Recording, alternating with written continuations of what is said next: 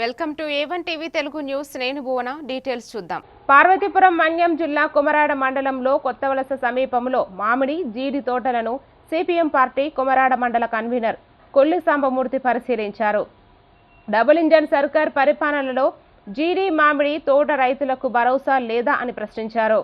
దళారీలు తమ ఇష్టం వచ్చినట్లుగా గిరిజనుల దగ్గర జీడి పిక్కలను కొనుగోలు చేస్తుంటే కనీసం ఐటీడీఏ అధికారులు పర్యవేక్షణ లేదని ఆయన మండిపడ్డారు. తినడానికి పనికిరాని పరిస్థితి ఉంది. ఈరోజు ఉద్యాన శాఖ అధికారులకి మేము ప్రశ్నించింది ఏంటంటే, ఈరోజు మామిడి తోటలో మన పార్వతీపురం ఐటీడీఏ పరిధిలో 8 మండలాల్లో ఎంత విస్తీర్ణ మామిడి తోట ఉంది, ఎంత పండిస్తున్నారు, అసలు మీరు ఎప్పుడైనా కొనుగోలు కేంద్రాలు ఏర్పాటు చేశారా లేదని చెప్పి ప్రశ్నిస్తున్నాం.